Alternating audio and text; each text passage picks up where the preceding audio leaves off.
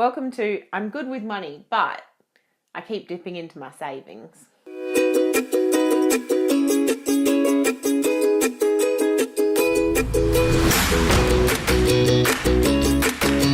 Hi, I'm Kylie from My Money Zen, where we teach people how to make the most of their everyday money.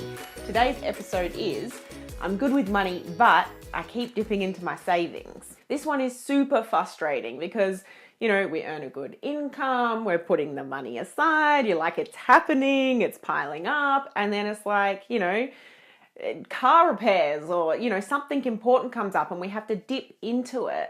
And it's like one step forward, two steps back. It's so frustrating.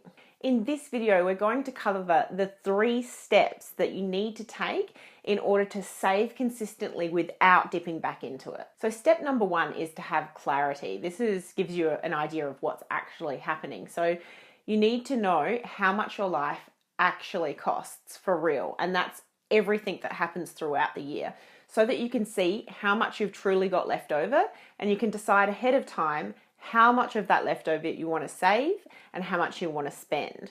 So what's actually going on for a lot of people is they're saving an amount that's not sustainable for them and they've not put the money aside for their upcoming bills.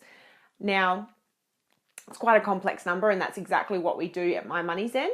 But basically, to get that understanding, you need to be sure that what you're saving is realistic for you. And it might be less than, you were hoping you were able to save, but at least it will actually genuinely be savings and not actually bills money that you've just put in the wrong spot.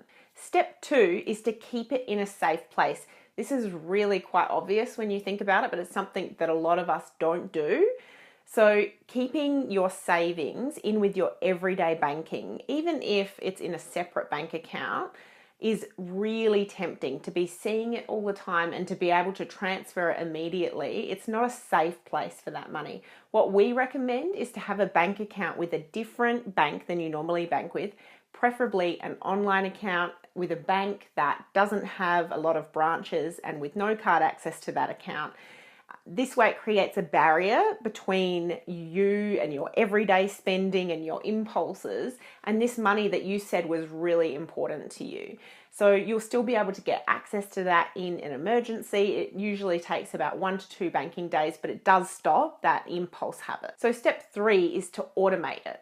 So once you've worked out exactly how much you can save, you've got a great place for it to live, you want to take yourself out of the equation by setting up a regular automatic transfer.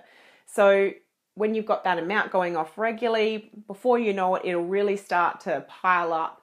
And best of all, you won't have to dip back into it. You'll be saving consistently and you'll be making progress before you know it. This is a topic that's really close to my heart because, we work so hard and we deserve to get something out of it. And we've all been there. We've all felt like I'm doing so well. And then it's like, you have to dip back in and you're not even doing it to like buy something nice for yourself. It's to pay for something that you had no choice in.